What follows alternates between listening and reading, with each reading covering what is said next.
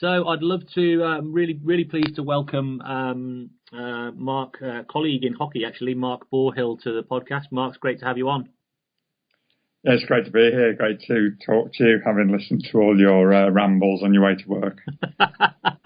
Well, it's good to know there's a few people out there who are actually making sense of some of the stuff that I bang on about. I'm pretty sure most people are only tuning in to see me walk into a lamppost or get run over by a bus or something.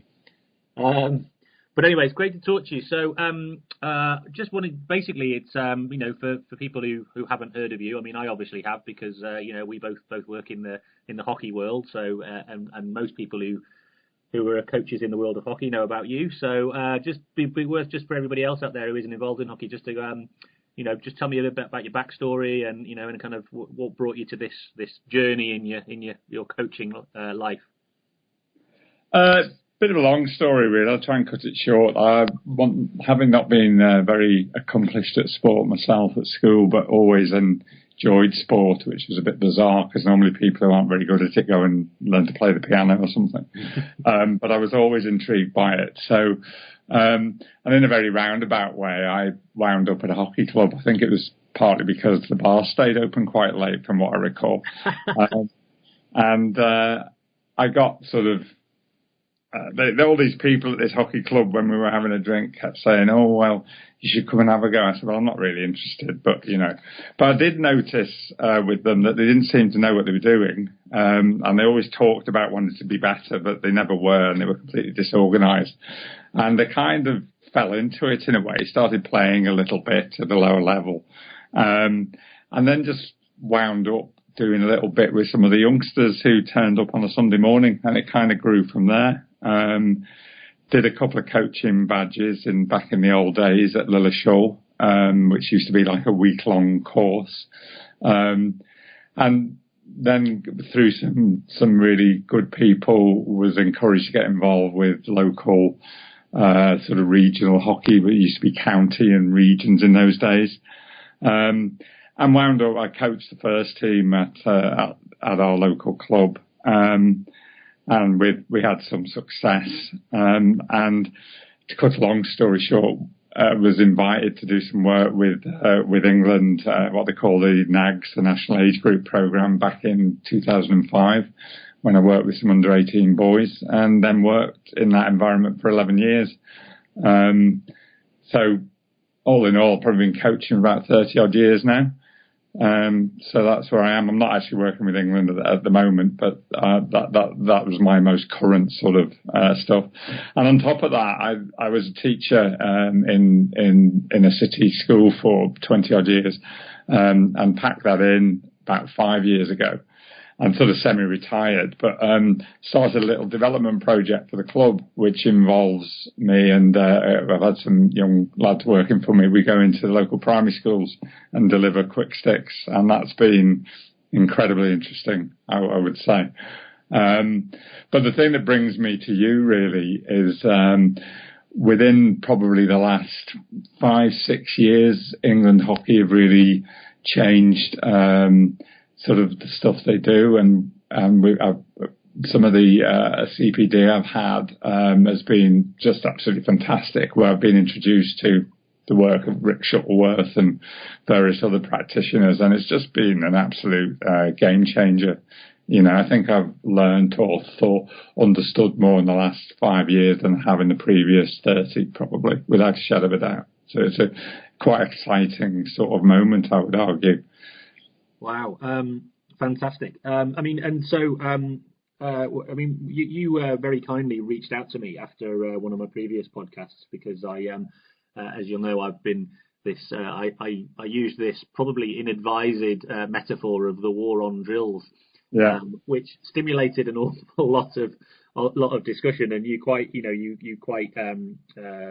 generously commented on one of them. So I was just going to read your comment out and then just get you to kind of reflect on that a little bit and just talk a bit more detail about what you said. So just bear with me 1 second. So it says, Stuart, I've coached hockey for over 30 years, and within the last 5 years I've been introduced to the dynamical systems / constraint manipulation coaching through the work of Rick Shuttleworth. I was a follower of the original Bunker and Thorpe Teach for Games for Understanding work in the 80s. However, I'd reverted to type with my coaching and tended to do drills or out-of-context opposed practices like 3v2, etc. I now feel like a new coach. I totally agree with all your views and don't think you need to apologise for them. I've worked with the national age group squads for England Hockey for 11 years, but also run a development project for my club which involves coaching in primary schools on a daily basis from year 1 to year 6. I've watched youngsters become competent hockey players extremely quickly from a very young age by merely putting constraints on their games, i.e. children as young as 7 become really clever at using deception or disguise by merely saying someone has to use deception before the team can score. I think an area that may help coaching is an understanding of being comfortable with chaos, realising that a lot of learning is taking place. I have a photograph taken at a big London hockey club where under-8 boys are practising penalty corners on a full-size D for over an hour for an upcoming tournament. This is the problem we're facing, that a coaching thinks that this is desirable use of their time. So just, I mean, it was obviously really, it buoyed me a lot because, firstly, it's nice to know somebody resonates with the sort of things that I'm trying to talk about. But secondly was, I'd actually received quite a lot of criticism from the academic community for being, not evidence-based and for being dualistic in my opinion, and saying that, my position was, overly kind of black and white, and saying we shouldn't use drills. And I did try to point out that I wasn't saying that. I was just saying that, perhaps we can be slightly more skillful and do things that are much more engaging and get people learning. So obviously, I really appreciated you taking the time to write that, and just wanted to maybe just expand on it a bit more and go and just explain a bit more about kind of how you feel and think and the stuff you've learned through Rick and Marc and the other guys. Yeah, I mean, obviously, I'm you will know all the stuff, but it's been quite interesting putting it into practice across a range of from a 6-year-old to year 1 kid on a playground up to sort of under 16, because I worked with under 16 girls for the last 5 or 6 years international, and actually doing the same stuff, and I'm watching the whole thing sort of take off and removing all the boredom and how can I put it?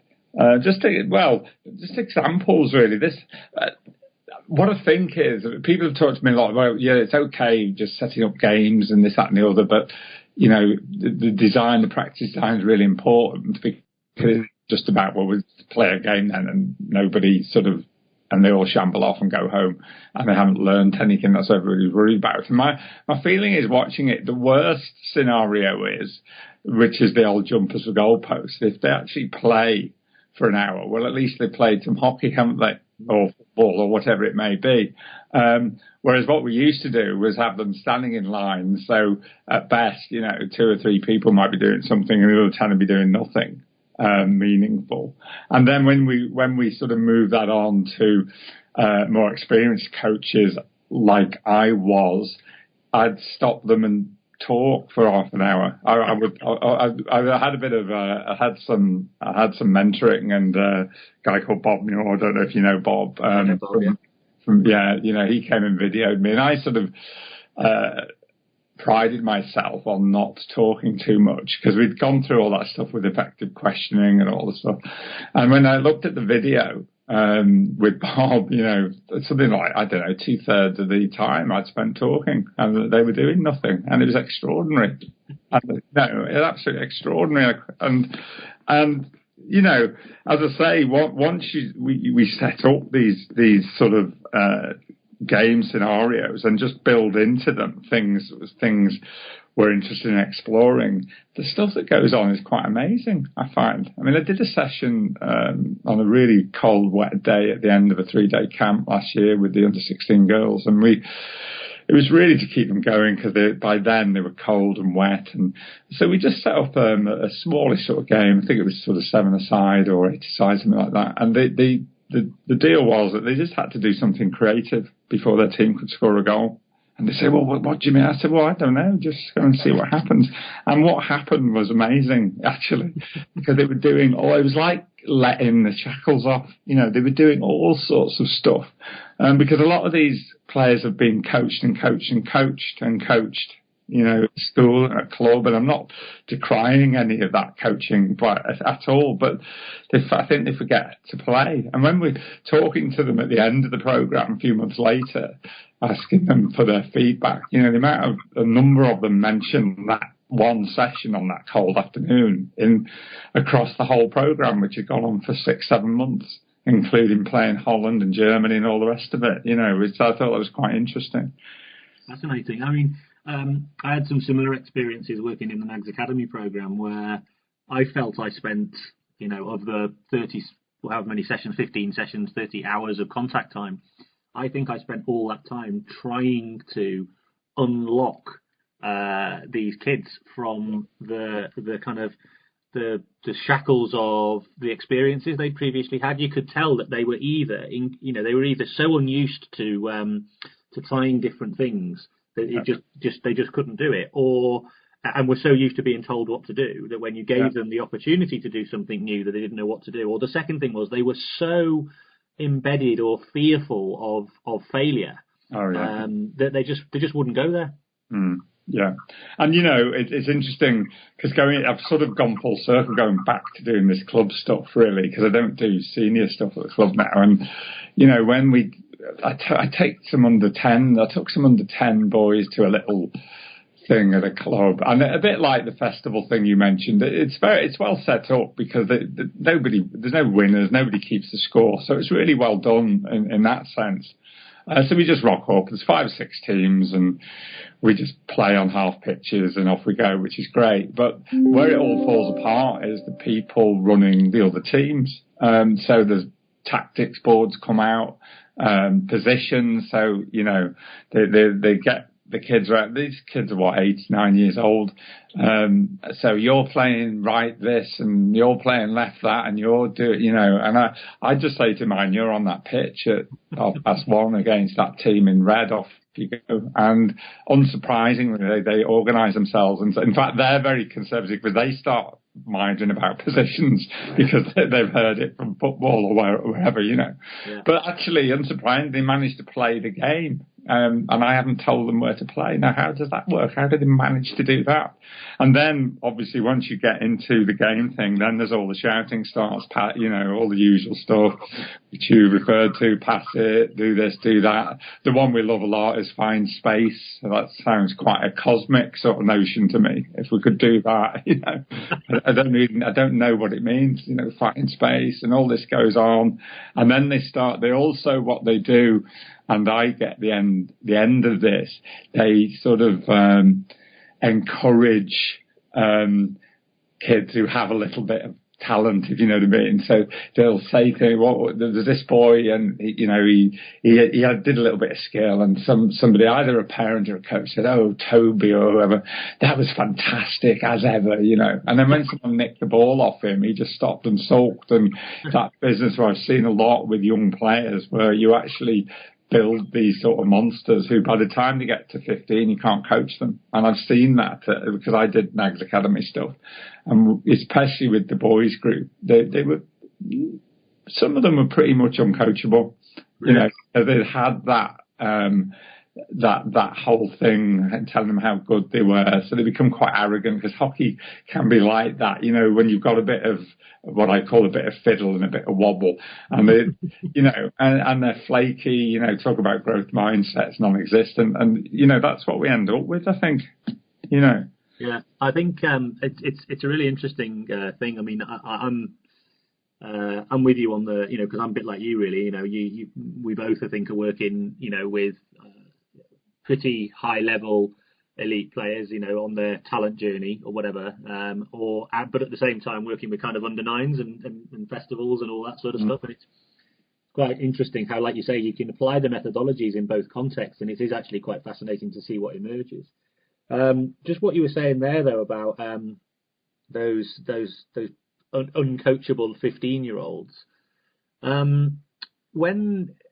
What my experience with that was a couple of things, really. One was, there were some uncoachable ones, and I used to have quite a lot of one-to-one, what I describe as, in inverted commas, honest conversations with people. And I felt that's probably in some respects, it was all very well what we were doing on the pitch, but in some respects, they were the more important conversations. Yeah.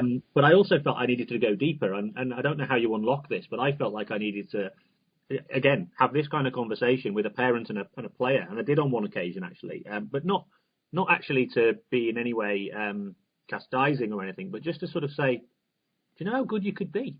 Have you got, and sort of get the parent on board, because in some cases the parent was potentially one of the limiting factors. Yeah.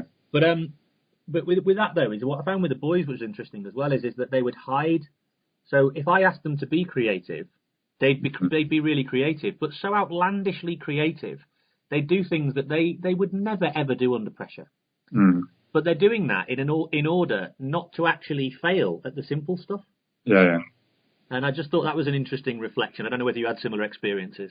Yeah, definitely. And I think, I think the problem is by the time they've reached the age of 15 or whatever, they've had so much teaching at school and coaching in different sports that, it's very difficult for them to break out of what, because as we know with young people, they learn really well, and they've learned all these traits because they've been coached, and a lot of it is about, even if some of their coaching sessions are reasonably okay, which I'm not certainly are quite often, once we get into this game situation, even if it's just sort of, we call it Beavers and Badgers games at club level up in the Northwest, sort of junior games, it immediately becomes with some person shouting and structuring the whole thing, and any hope of anything happening. And as you say, particularly with girls, I know that some of the England girls would say to me, well, I'm not allowed to, when I'm trying to get them to run a bit more,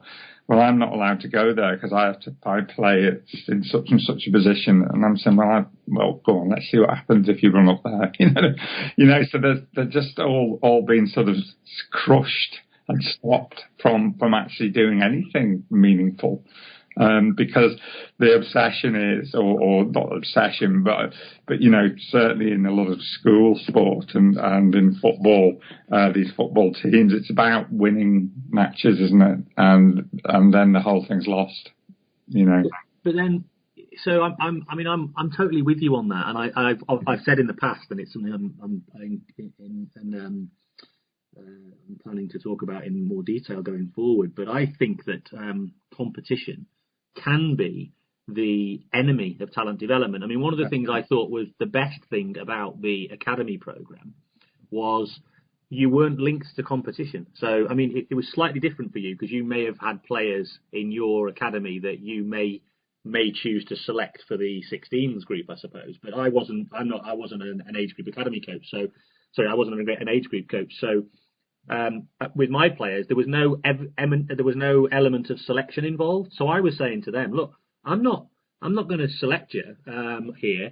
I'm just helping you develop. And actually, but the only thing you need to be mindful of is your willingness to learn and develop might be one of the things that I comment on if anybody asks me about selection. Yeah. And interestingly, that did bring about a little bit of a change. Yeah. Oh, sure. I mean, as I say, the game thing is where it all goes west. I mean, it's quite interesting in my environment that where at our club we have to hire the hockey pitch out for football to raise money basically, and so quite often I see a lot of football sessions with youngsters going on. I saw one last night, which was quite remarkable, really. I don't know if I'm going off tack here, but I thought it'd be interesting to sort of to go over that for people so they may understand what goes on. There was this group of kids with quite an experienced guy. I assume he was because he had the classic football bench jacket, and he works for a little company which is run by a guy who used to work for Liverpool FC. Anyway, he got them together and they did some static stretching because he still probably believes that's worthwhile. So they did this, and then he said, right, boys, this is right. And they're all like fiddling around. He said, right, it's serious now. On Saturday, someone else must have had them for their game. So-and-so said we need to play forward more. So we need to do that. So we're going to look at that tonight. So then he got them into two lines. And he had sort of 3 cones out and a goal further down the end. And he said, right, okay. And then he made the classic teaching mistake. He gave them all the ball. So they were all messing with the ball and not listening to him. But anyway, he said, so these 3 cones are defenders. And I thought, well, that was an interesting thing. So these 3 cones are defenders. And but you run with the ball and you pass it to him and you shoot, and had a little goal and a kid standing in goal. So they sort of did this. And then obviously there were a lot of them in line doing nothing while 2 of them were doing this. He sort of stood by the middle cone and they did this thing. And then they sort of then changed it to, he put 1 kid standing by the cone and he had 3 of them sort of running and shooting. And this was like 25. I went home after about 25 minutes of this, and they hadn't actually played any football in all of that time, you know. And you think, well, this is just disastrous.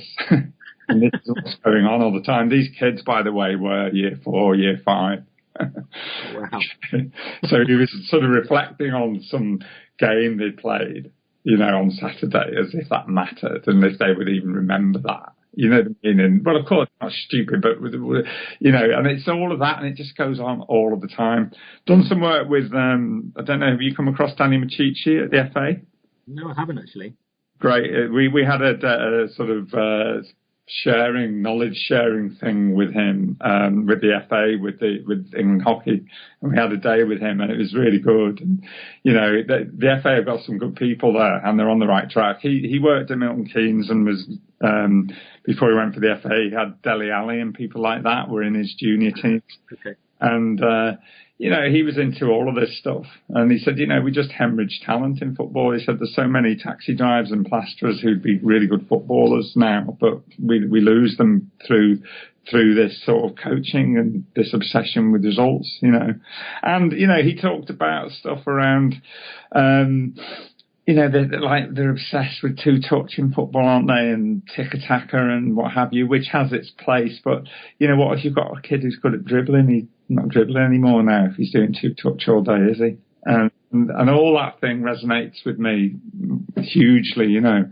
I know I'm going off on a bit here, but, you know, all this stuff to me is so important. And I would point out that I've been there, I've done all the drills, I've had all the kids standing in lines, I've shouted from the sideline, I've done all of those things.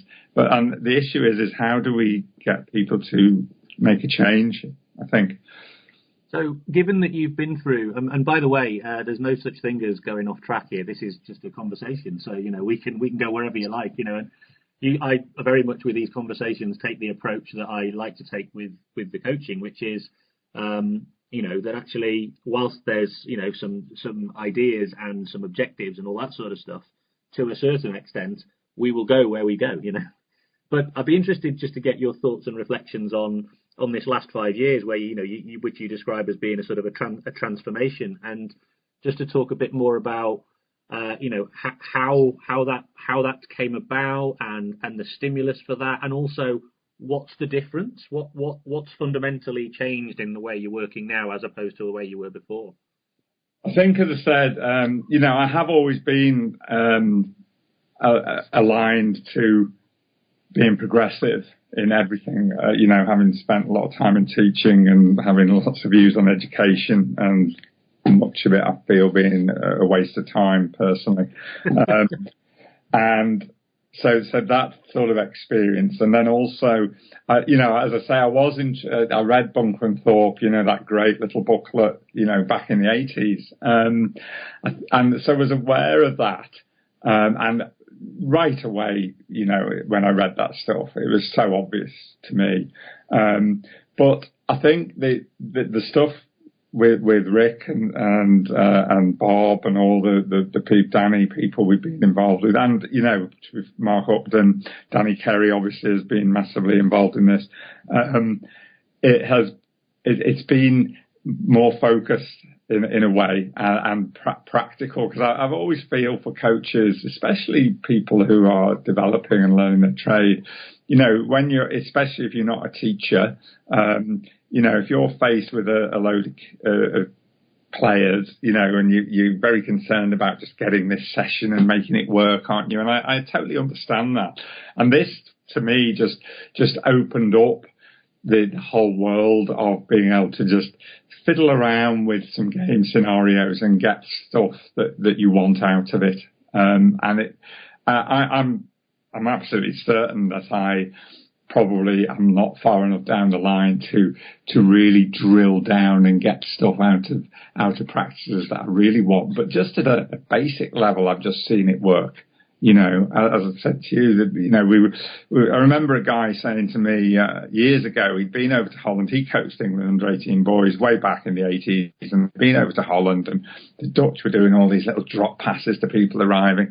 And he said, so we practice these. He called them loop and drops, and he showed the little practice he'd done. He said, we do it and we do it. And he said, do they do it in a game? No, they don't. You know, and that was years ago. I always remember that.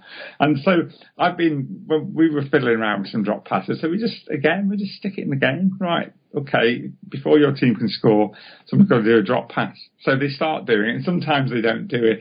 They do it inappropriately, but it doesn't, for me, that doesn't matter. It gets them manipulating the stick a bit, and it just changes the dynamic slightly. But then you can actually drill down a bit and say, okay, well, how can we do it in a more appropriate way? You might think, like, why would you be doing it? And that stuff around, you know, chucking those things out there, but not asking them to give you answers. Just go out and fiddle with it and experiment. And, you know, I've seen it work. I've just seen it, and I've seen it transfer into games. That's the point.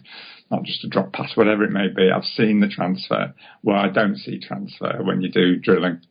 You know. Yeah, and that's a really, I think that's a really important point to stress. And I was, funnily enough, this morning I was having a debate with some of the coaches in the club, doing an academy session last night, and I wasn't there, but they were sort of talking about what they did, and there was a drill element to what they did, and I was questioning why they put the drill element in, and then with that stimulated this whole kind of drills games debate, and I said, you know, one of the things I said was, did you see it translate into the game?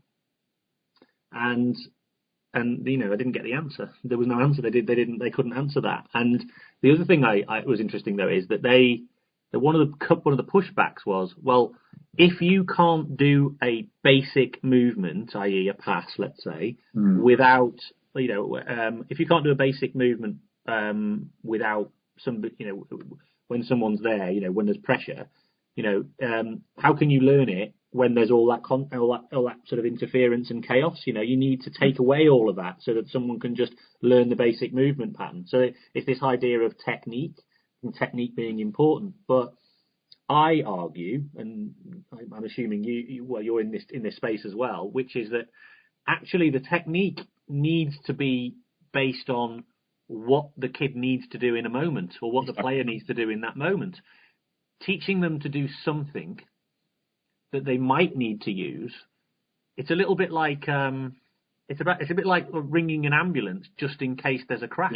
Yeah. And I think, you know, this sort of the stuff that's really got some of my thought sort of processes are, you know, this perception action coupling business, and I know it can all, you know, using these words can put people off, but you know, that business that I'm 6'2", you know, and slow, you're, I don't know, 5'3" and quick, you're a really good tackler, I've got very good skill. You know, it all depends on the people as well at that given moment, doesn't it? That given moment in the game where you have to make some sort of decisions, which is, I think Arsene Wenger said, didn't he, in 11-a-side game, he said, you know, there's millions of moments and opportunities and distractions and this, that and the other.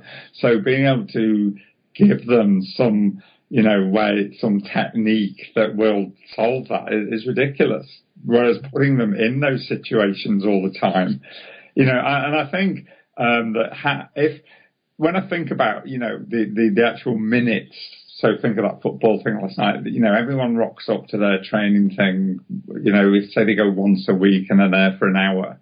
Well, if they played some sort of games where they got lots of touches and lots of opportunities to make decisions for the majority of that time, and you multiply that over their 30 hours or whatever, then I'm convinced they will be further down the road than they will standing in lines.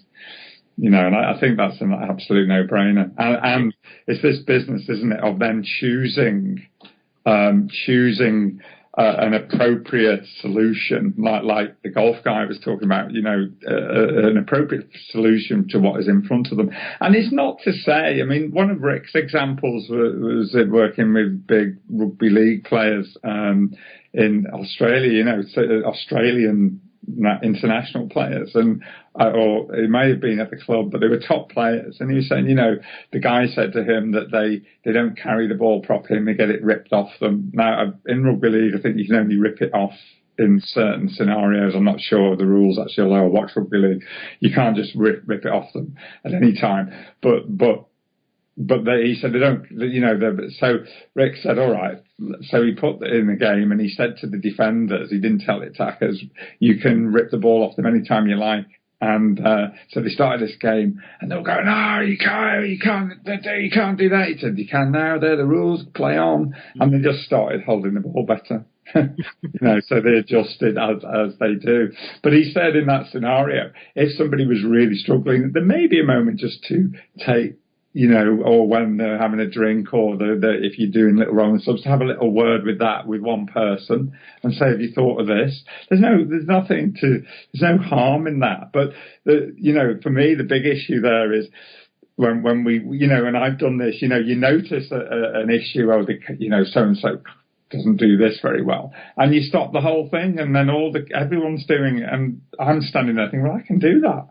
I can do that, and then now I'm bored, and the other stuff, as we know with the drilling, that if we've done it, the old pass and follow. We all love a bit of pass and follow, don't we? So A passes to B, B to C, and once I saw a video of Chelsea's academy, and they were doing a very complicated pass and follow, but once they'd got it, they were all doing it. It was all, and it looked fantastic. It looked great. But once you know what to do, now you're just not thinking. You don't have to think. You just do not have to think. You just run through it and And even then, when I see those things, they don't even coach them particularly well because they don't demand quality out of them. They did at Chelsea, but quite often I see these things and they actually don't do it very well. And so there's no, you could at least put a time. Then right, you've got 6 seconds to get it there or something. You can even make those sorts of things better, but they don't even do that. Let alone add some decision making into the practice. Which is. Yeah, because there are definitely some people out there, I think, who think that coaching is about minimisation of error and getting every individual to basically perform movement patterns with enough repetition. So if they do enough repetition and enough rehearsal and enough automaticity, that get to a point where actually they actually don't want the players to think. They actually just want them to rehearse the movement pattern that has been predetermined, because that predetermined movement pattern will result in success. Of course, the bit that they're forgetting about is that there's an opponent who's probably doing their level best to stop that from happening. Exactly. And I think, I know what you mean, that in terms of that they don't want to. But I did it for years because I hadn't thought it through. And it's this light bulb moment. I thought that doing a good, doing a good drill, and they're all doing it really well. And even, with opposed drills, you get it going and they start to understand, and then you show it. Well, I remember a guy going through loads of different 2v1 scenarios with players, right? We can do this and to try, and they're all trying different ones, and you think, well, this is really good, but it's not appropriate because 2v1 may be there for a moment and then it's gone. And who's in the 2v1? It depends. I might be a dribbler. You might be a passer. So your solution might be to pass your way out of it, whereas my solution might be to dribble my way out of it. So it's all of that. And I think just encouraging people to see that is the moment where they may recognise that actually I can change what I do and be comfortable with it. And I think in that thing I sent you, I think that is the thing for us all, really, is that when we turn up, we are faced with, we're running our session and all those pressures, feeling you're the coach, so you've got to you've got to impart knowledge, exploring all of that, which I know you've mentioned in your other stuff. I mean, we have a group on a Wednesday, which is too many really, but for some reason that's when most of the kids are free. So the other week we had 48 kids aged between sort of 10 and 16. And there's two of us at that session. So we just set up a load of different pitches with different little games on them. You know, we had some with some little goals, but they were the wrong way round. So they had to sort of get high to score. We didn't tell them that, but on some end zone games. And they just rotated round the games, basically. We split them into, I think, sixes or something. It was too many in a way, but 3v3. And so they played those games and rotated to another game and had to sort of try and remember what that game was. And then we did that, and then we played some sort of 5-6-a-sides with some, I think we were doing a bit of forehand only, which, you know, has its limitations, and then some ordinary play. But I felt, okay, while it might not have been amazing, but they had played hockey and had to make decisions for pretty much 50 minutes of that hour, you know. And I thought, well, what's the worst that can happen from that? Rather if we put them in a load of, you know, dribble round cones, which is another way to manage 48 kids, you know. Yeah, well, I mean, and the thing for me, I think that's really powerful about that is I'm as interested with, you know, kind of my sort of day job hat on as well, which is about, you know, encouraging people into sport and getting them involved as, you know, into a lifelong habit. I'm as interested in what can we do for young people that's actually going to engage them and keep them coming back and making that a highlight of their week. You know, they've got an awful lot of things that they, you know, there's a lot of things out there now that, you know, draw on their time and their interest, particularly, you know, the whole video game world. Yeah. So unless we can make sport as compelling and as exciting as that, you know, we're going to struggle. And I actually think, you know, the numbers speak for themselves. I know it's a problem, but you've got 48 kids. I mean, you know, if you weren't if they weren't enjoying it, you wouldn't have 48, would you? Well, it's interesting that, you know, because I've thought about that myself, because, you know, these football things I see, these kids turn up every week, they never miss, they go to these football things which are awful, but they don't know they're awful. So I'm not sure, I know what you mean, but I'm not sure about that. Because I do talk, because we come across some of these kids then in the schools, and I chat to them a little bit just to try and draw out what they think, and they kind of just accept it because kids are great, actually, and adaptable, and they just kind of accept it because I don't think they know there's something else out there, you know. Yeah. And they just kind of do it. Like those kids last night just kind of do it. They fiddle around with the balls a bit and did whatever it was he wanted them to do, because they kind of know they will get a game at the end. That classic thing, there will be a bit of a game at the end, so they just sort of go do it really. And you know, and they don't want to. I think they you know, they want to do their best and they want to try hard and all of that. So I think they're not yet in a situation to be critical, and I think we need to encourage them to be critical. you know. My point though, I suppose, is that if you're right, it could be a load of factors as to why they turn up. It could be parental pressure, it could be their own desire to be with friends, it could be all sorts of different things. But in terms of, you know, if I was going to have to make a bet as to which approach is more likely to keep them engaged as lifelong sports participants, I would go down your approach. Yeah. Because ultimately, they always say to you, don't they, when can we play a game? When can we play a game? So we know that's something they're looking to do. And interestingly, you know, I partly for my own mental health, I don't enter. There's all they have regional tournaments, under 10s, under 12s, all this sort of stuff. The first year of the project, we went in it, and then I don't enter any of those things. I don't go to any of them. And none of the kids say, are we not in it? Aren't there any tournaments? Why are we playing? They don't. They just turn up. We do play some games on Saturdays, but quite a number of the kids who come don't actually always play in those games. But nobody always say, well, why aren't we playing all the time? Because they come and play they don't seem to bother.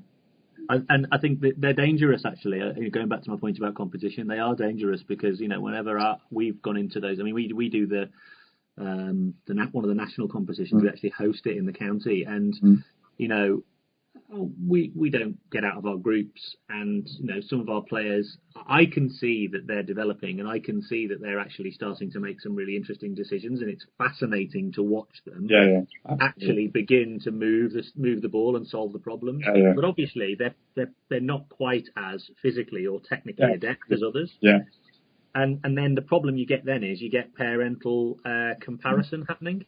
And they're looking at you, and you start to feel a little bit of the pressure. It's quite a challenge. I know, so that's why I just don't bother.